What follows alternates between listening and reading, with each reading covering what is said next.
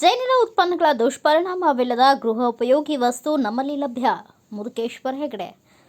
ಜೇನಿನ ಪರಾಗದಿಂದ ತಾವು ಅನೇಕ ಗೃಹೋಪಯೋಗಿ ವಸ್ತುಗಳನ್ನು ತಯಾರಿಸಿ ಮಾರಾಟ ಮಾಡುತ್ತಿದ್ದು, ಸಾರ್ವಜನಿಕರಿಂದ ಅತ್ಯುತ್ತಮ ಪ್ರತಿಕ್ರಿಯೆ ವ್ಯಕ್ತವಾಗಿದೆ ಎಂದು ಶಿರಸಿ ನಾಟಿ ವೈದ್ಯರಾದ ಮುರುಕೇಶ್ವರ ಜೆ. ಹೆಗಡೆ ತಿಳಿಸಿದರು. ಅವರು ತೋಟಗಾರಿಕೆಯಲ್ಲಿ ಆಯೋಜಿಸಲಾಗಿದ್ದ ಗೃಹೋಪಯೋಗಿ ವಸ್ತು ಪ್ರದರ್ಶನ ಮೇಳ ಭಾರತ ವೈಭವ BV5 ನ್ಯೂಸ್ ದೊಂದಿಗೆ ಮಾತನಾಡುತ್ತಿದ್ದರು. ತಾವು ಜೇನಿನ ಪರಾಗದಿಂದ ಸೋಪು ತಯಾರಿಸುತ್ತಿದ್ದು, ಈ ಸೋಪಿಗೆ ತುಂಬಾ ಬೇಡಿಕೆ ಇದೆ. ಈ ಸೋಪು ಬಳಸಿದ್ರೆ ಚರ್ಮ ರೋಗಗಳು ಕಡಿಮೆಯಾಗುತ್ತವೆ ಎಂದು ಸೋಪು ಬಳಸಿದ ಜನರು ತಿಳಿಸಿದ್ದಾಗಿ ಅವರು ನುಡಿದರು. ವ್ಯಾಕ್ಸಿನ್ ಲಿಪ್ಸ್ಟಿಕ್, ಆಧುನಿಕ ಲಿಪ್ಸ್ಟಿಕ್ಗಳನ್ನು ಬಳಸಿ ದುಷ್ಪರಿಣಾಮ ಎದುರಿಸಿದ ಮಹಿಳೆಯರನ್ನ ನಾವು ನೋಡುತ್ತೇವೆ. ಇಂತಹ ಸಂದರ್ಭದಲ್ಲಿ ಯಾವುದೇ ದುಷ್ಪರಿಣಾಮ ಇಲ್ಲದ ಪ್ರಾಡಕ್ಟ್ ಅನ್ನು ತಾವು ತಯಾರಿಸುತ್ತಿದ್ದು, ಈ ಲಿಪ್ಸ್ಟಿಕ್ ತುಂಬಾ ಬೇಡಿಕೆ ಇದೆ ಎಂದು ಮುರುಕೇಶ್ವರ ತಿಳಿಸಿದರು. ನಮ್ಮ ಬಳಿ ಹೇರ್ ಕಲರ್, ಹನಿ ಜಾಮ್, ಮೂಲವ್ಯಾಧಿ, ಬೊಜ್ಜು ಕರಗಿಸುವ ಔಷಧಿ, ಇನ್ನು ಅನೇಕ ಉತ್ಪನ್ನಗಳು ಲಭ್ಯವಿವೆ ಎಂದು ಅವರು ತಿಳಿಸಿದರು. ನಾನು ಮುರುಕೇಶ್ವರ ಹೆಗಡೆ ಅಂತ ಹೇಳಿ, ನಾನು ಸಿರ್ಸಿಯಿಂದ ಬಂದಿದ್ದೇನೆ. ಇಲ್ಲಿ ತೋಟಗಾರಿಕಾ ಇಲಾಖೆ ಬೆಳಗಾವದಲ್ಲಿ ನಾವು ಈ ಒಂದಿಷ್ಟು ಜೇನಿನ ಪ್ರಾಡಕ್ಟ್ ಗಳನ್ನ ಮಾರಾಟ ಮಾಡಲಿಕ್ಕೆ ಬಂದಿದ್ದೇವೆ. ಇಲ್ಲಿ ಮಾವು ಮತ್ತು ಜೇನಿನ ಮೇಳವನ್ನ ಆಯೋಜಿಸಿದ್ದಾರೆ. ಇದರಲ್ಲಿ ನಾವು ಬೇರೆ ಬೇರೆ ಪ್ರಾಡಕ್ಟ್ ಗಳನ್ನ ತಂದಿದ್ದೀವಿ. ಅದರಲ್ಲಿ ವ್ಯಾಕ್ಸಿನ್ ಕೆಲವೊಂದಿಷ್ಟು ಪ್ರಾಡಕ್ಟ್ ಅನ್ನ ತಯಾರು ಮಾಡ್ತೀವಿ ನಾವು. ಈ ಜೇನಿನ ಮೇಣ ಮತ್ತು ಜೇನಿನ ಪರಾಗ, ಆನಂತರ ಬೇವಿನ ಎಲೆ, ಆನಂತರ ಶಿಕಾಕಾಯಿ ಪೌಡರು, ಅಂಟ್ವಾಳಕಾಯಿ ಪೌಡರು, ಇದನ್ನ ಹಾಕಿ ನಾವು ಜೇನಿನ ಪರಾಗದಿಂದ ಒಂದು ಸೋಪನ್ನ ತಯಾರು ಮಾಡಿದ್ದೇವೆ. ಈ ಸೋಪು ಬಹಳ ಜನರಿಗೆ ಕೊಟ್ಟಿದ್ದೇವೆ. ಇದರಿಂದ ಚರ್ಮದ ಕಾಯಿಲೆ ಕಡಿಮೆ ಆಗಿದೆ ಅಂತ ಹೇಳ್ತಾರೆ. ಆನಂತರ ಬೇರೆ ಬೇರೆ ಸ್ಕಿನ್ ಪ್ರಾಬ್ಲಮ್ಗಳಲ್ಲಿ, ಆನಂತರ ಕೆಲವೊಂದು ಕೂದಲು ಉದಿರ್ತಕ್ಕಂಥದ್ದು, ಇದೆಲ್ಲ ಕೂಡ ಕಡಿಮೆ ಆಗಿದೆ ಬಹಳ ಜನರಿಗೆ. ಹಾಗಾಗಿ ಬಹಳ ಜನ ಇದನ್ನ ಖರೀದಿ ಮಾಡ್ತಾ ಇದ್ದಾರೆ. ಆನಂತರ ವ್ಯಾಕ್ಸಿನ್ ನಾವು ಲಿಪ್ಸ್ಟಿಕ್ ಕೂಡ ಮಾಡ್ತಾ ಇದ್ದೀವಿ. ಈ ಲಿಪ್ಸ್ಟಿಕ್ ಬೇರೆ ಬೇರೆ ಲಿಪ್ಸ್ಟಿಕ್ ಗಳನ್ನ ತಾವು ನೋಡಿರಬಹುದು. ಆ ಲಿಪ್ಸ್ಟಿಕ್ ಗಳಲ್ಲಿ ಕೆಮಿಕಲ್ ಗಳನ್ನ ಆಡ್ ಮಾಡ್ತಕ್ಕಂಥದ್ದು, ಆ ಲಿಪ್ಸ್ಟಿಕ್ ಗಳಿಂದ ಬೇರೆ ಬೇರೆ ಸಮಸ್ಯೆಗಳು ಉಂಟಾಗ್ತಕ್ಕಂಥದ್ದು. ಹಾಗಾಗಿ ನಾವೇನ್ ಮಾಡಿದೀವಿ ಕೇಳಿದ್ರೆ, ನ್ಯಾಚುರಲ್ ಆಗಿ ಜನರಿಗೆ ವ್ಯಾಕ್ಸಿನ್ ಮತ್ತು ನ್ಯಾಚುರಲ್ ಕಲರ್, ಬೀಟ್ರೂಟ್ ನಂತಹ ಕಲರ್ಗಳು, ಫುಡ್ ಕಲರು, ಆ ತರದನ್ನ ಹಾಕಿ ನಾವು ತಯಾರಿ ಮಾಡಿದೀವಿ. ಈ ಲಿಪ್ಸ್ಟಿಕ್ ಬಹಳ ಜನರಿಗೆ ಬೇಡಿಕೆ ಇದೆ. ನಾವೊಂದು 200 ಪೀಸ್ ಅನ್ನ ತಂದಿದ್ವಿ. ತಂದ ಅರ್ಧ ದಿವಸದಲ್ಲಿ ಇದು ಇಲ್ಲಿ ಖಾಲಿಯಾಗಿದೆ. ಅಷ್ಟೊಂದು ಜನರಿಗೆ ಬೇಡಿಕೆ ಇರ್ತಕ್ಕಂಥದ್ದು. ಹಾಗೇನೆ ನಾವು ಹೇರ್ ಕಲರ್ ಅನ್ನು ಕೂಡ, ನ್ಯಾಚುರಲ್ ಹೇರ್ ಕಲರ್ ಅನ್ನು ಕೂಡ ಮಾಡಿದೀವಿ. ಈ ನ್ಯಾಚುರಲ್ ಹೇರ್ ಕಲರ್ ಏನೇನಿದೆ ಕೇಳಿದ್ರೆ, ಇದರಲ್ಲಿ ನಾವು ಅಣಲೆಕಾಯಿಯನ್ನು ಹಾಕಿದೀವಿ, ಆನಂತರ ಪೇರ್ಲೆ ಎಲೆ, ಆನಂತರ ಇದರಲ್ಲಿ ಬೇರೆ ಬೇರೆ ಗಿಡಮೂಲಿಕೆಗಳನ್ನ ಬಳಸಿ ಇದನ್ನ ತಯಾರು ಮಾಡಿದೀವಿ. ಬಹಳ ಜನರಿಗೆ ಇದು ಕೂಡ ಪ್ರಯೋಜನ ಆಗಿದೆ.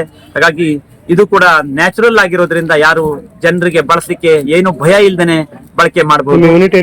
ಇದು ನಮ್ದು ಸಿರ್ಸಿಯಿಂದ ಯಲ್ಲಾಪುರ ರೋಡ್ ಅಲ್ಲಿ ಬರ್ತದೆ, ತಾರ್ಗೋಡು ಕಲ್ಲಳ್ಳಿ ಮನೆ. ಮುರುಕೇಶ್ವರ ಹೆಗಡೆ ಅಂತ ಹೇಳಿ. 9480746335. ನನಗೂ ಕೂಡ ನಾವು ಮಾಡ್ತೀವಿ. ಹನಿಯಿಂದ ಬೇರೆ ಬೇರೆ ಪ್ರಾಡಕ್ಟ್ ಅನ್ನ ಮಾಡ್ತೀವಿ. ಆಮ್ಲಾಶ್ವಗಂಧ ಅಂತ ಮಾಡ್ತೀವಿ, ನರ್ವ್ಸ್ ವೀಕ್ನೆಸ್ಗೆ, ಹೇರ್ ಫಾಲ್ ಆಗದೆ ಇದ್ದಂಗೆ ಎಲ್ಲ ಇದು ಬಹಳ ಚೆನ್ನಾಗಾಗ್ತದೆ. ಆನಂತರ ಹನಿ ಜಾಮ್ ಅಂತ ನಾವು ತಯಾರು ಮಾಡ್ತೀವಿ. ಈ ಹನಿ ಜಾಮ್ ಕೂಡ ಬಹಳ ಒಳ್ಳೆ ಬೇಡಿಕೆ ಇದೆ. ಜೇನುತುಪ್ಪ, ಉತ್ತುತ್ತಿ, ದ್ರಾಕ್ಷಿ, ಬಾದಾಮ್, ಪಿಸ್ತಾ, ಹಿಪ್ಲಿ ಇದನ್ನೆಲ್ಲ ಹಾಕಿ, ಹಾಗೇನೆ ಕಡಿಮೆ ಮಾಡ್ತಕ್ಕಂಥದ್ದು.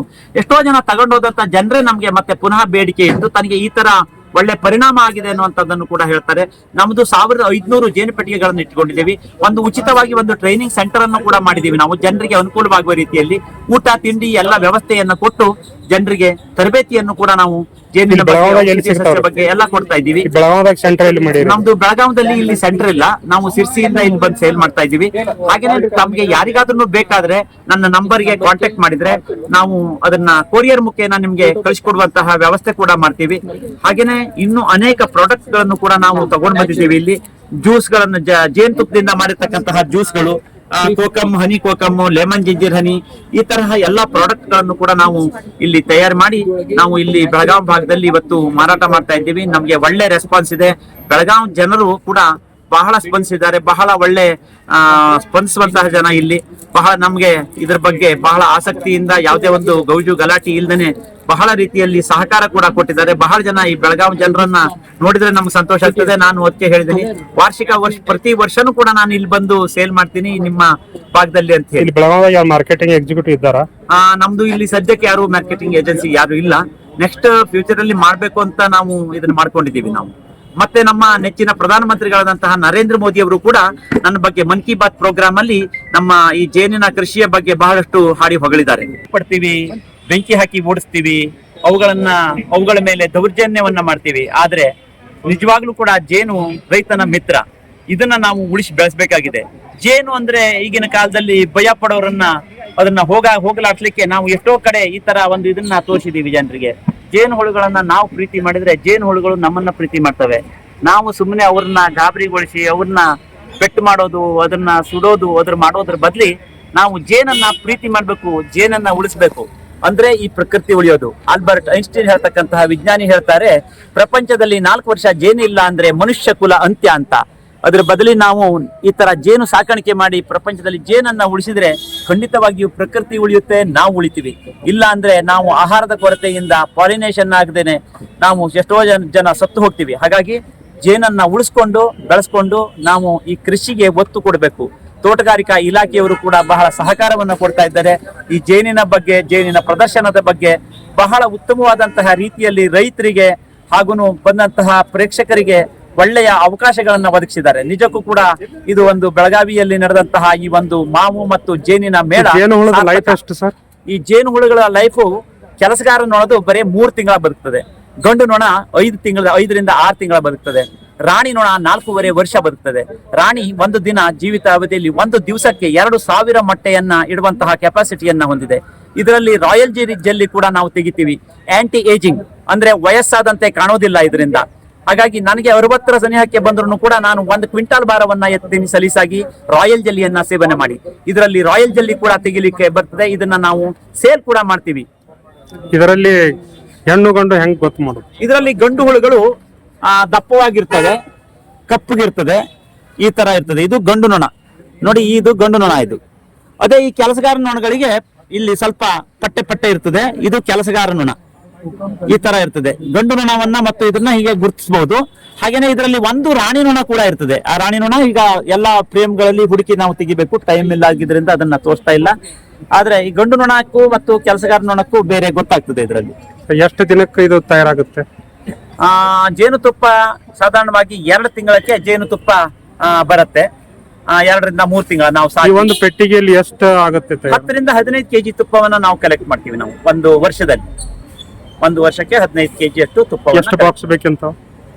ನಮ್ದು 1 ಬಾಕ್ಸ್ ಇಂದ 15 ಕೆಜಿ ತೆಗಿತೀವಿ. ನಮ್ದು 1000 ಬಾಕ್ಸ್ ಅಂದಾಜ ಎಷ್ಟು ಹುಳುಗಳು ಇರ್ತವೆ? 40ರಿಂದ 80 ಸಾವಿರ ನೊಣಗಳಿರ್ತವೆ. ಒಂದು ರಾಣಿ ನೊಣ ಇರ್ತದೆ. 500ರಿಂದ 600 ಗಂಡು ನೊಣ, 40ರಿಂದ 80 ಸಾವಿರ ಕೆಲಸಗಾರ ನೊಣ. ಬೇರೆ ಗಿಡ ಗಂಟೆಗಳು ಬೇಕು, ಇದಕ್ಕೆ ಹೂವೇನ ಬೇಕು? ಇದಕ್ಕೆ ಕಾಡಿನ ಹೂಗಳನ್ನು ಕೂಡ ತಗೊಂಡ್ ಬರ್ತದೆ. ಈಗ ಕಳೆ ಸಸ್ಯಗಳು, ವೀಡ್ಸ್, ಅದರಲ್ಲೂ ಕೂಡ ತಗೊಳ್ತದೆ.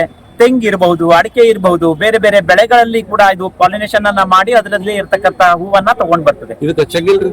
ಇದು ಚುಚ್ಚುವಂತಹದ್ದೇ.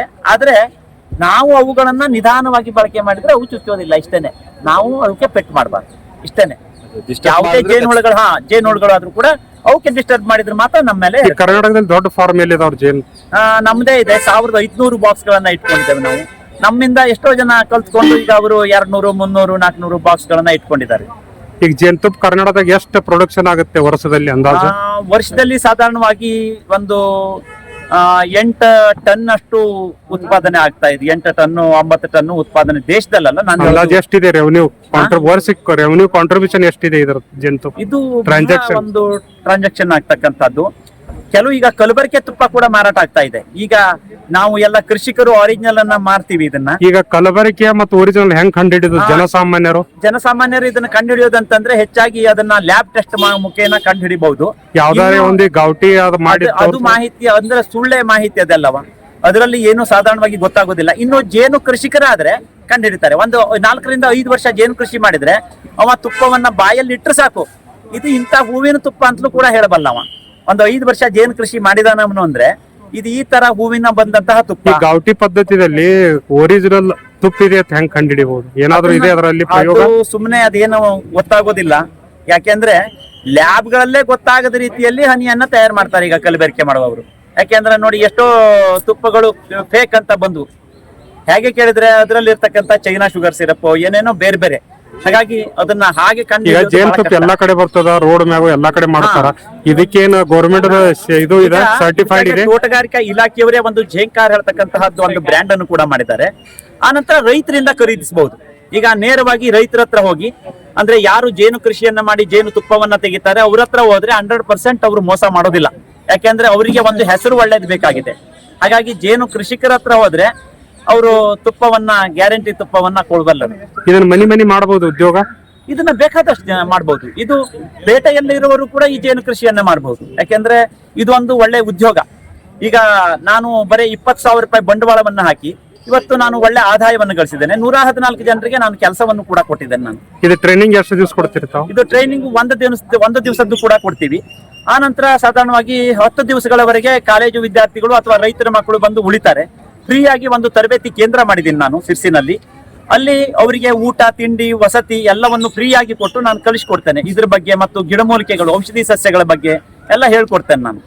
ಯಾರೇ ಬಂದ್ರು ಕೂಡ ಅವರು ಗುಂಪಾಗಿ ಬರಬಹುದು ಅಥವಾ 1-2 ಜನ ಸೇರಿ ಕೂಡ ಸರ್ಟಿಫಿಕೇಟ್ ಅದು ಕೊಡ್ತಿರ್ತಾವ. ಅದಕ್ಕೆ ಅವರಿಗೆ ಬೇಕಂತಂದ್ರೆ ನಾವು ನಮ್ಮ ಸಂಸ್ಥೆಯಿಂದ ಅಂದ್ರೆ ಮಧುಬಿ ನರ್ಸರಿ ಹೇಳ್ತಕ್ಕಂಥದ್ದೊಂದು ತೋಟಗಾರಿಕಾ ಇಲಾಖೆಯ ಅಡಿಯಲ್ಲಿ ನಮ್ದೊಂದು ಸಂಸ್ಥೆಯನ್ನ ರಿಜಿಸ್ಟ್ರೇಷನ್ ಮಾಡ್ಕೊಂಡಿದ್ದೇವೆ. ಅದ್ರ ಮುಖಾಂತರ ನಾವು ಅದನ್ನ ಕೊಡ್ತೇವೆ. ನಾವು ತೋಟಗಾರಿಕಾ ಇಲಾಖೆಗೆ ಕೂಡ ಅಧಿಕೃತವಾಗಿ ಸಪ್ಲೈಯರ್ ಕೂಡ ಹೌದು. ನಾವು ಜೇನು ಕುಟುಂಬಗಳನ್ನ ಆನಂತರ ಹುಳುಗಳನ್ನ ಎಲ್ಲ ಕೊಡ್ತೀವಿ ನಾವು ಬಾಕ್ಸ್ಗಳನ್ನ ಎಲ್ಲ. ಈಗ ಒಂದು 10 ಜನ ರೈತರ ಮಕ್ಕಳು ಬಂದ್ರ ಅವ್ರಿಗೆ ಎಷ್ಟು ಖರ್ಚಾಗುತ್ತೆ? ಏನಿಲ್ಲ, ಅವರಿಗೆ ಊಟ ತಿಂಡಿ ಅಷ್ಟು ನಾವೇ ನೋಡ್ಕೋತೀವಿ. ಅವ್ರು ಬಂದು ಅವರಿಗೆ ಬೆಡ್ ಬಾತ್ರೂಮ್ ಅಷ್ಟು ವ್ಯವಸ್ಥೆ. ಎಷ್ಟು ಅಕಾಮಡೇಷನ್ ಇದೆ ನಿಮ್ಮಲ್ಲಿ? ಒಂದು 40 ಜನ ಉಳಿಬಹುದ್ರಿ ನಮ್ಮಲ್ಲಿ. ಅಲ್ಲಿ ಎಲ್ಲ ಒಂದು 40 ಜನರಿಗೆ ಬೆಡ್ ಗೆಡ್ಡು ಆನಂತರ ಕಿಚನ್ ಇದೆ. ಅವರೇ ಅಡಿಗೆ ಮಾಡ್ಕೊತಾರೆ ಅಂದ್ರೆ ಅವರಿಗೆ ತಂದು ಅದನ್ನ ಎಲ್ಲ ಮಹಿಳಾ ಪುರುಷ ಎಲ್ಲ ವ್ಯವಸ್ಥೆ ಇದೆ. ಎಲ್ಲ ವ್ಯವಸ್ಥೆನೂ ಇದೆ ರೀ. ಮಹಿಳಾ ಪುರುಷ ಮಹಿಳೆಯರಿಗೆ separate.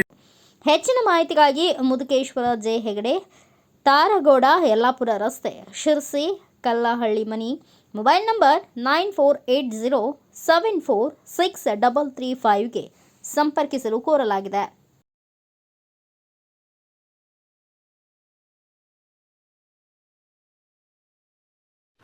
Thanks for watching. Read, discuss and debate with editor Dr. Yan Prashant Rao. Wanted reporters in print, digital and visual media for Bharat Vaibhav Daily Newspaper, BV News 5 Channel and BV Fast Web News from all the talukas of Karnataka, Goa and Maharashtra.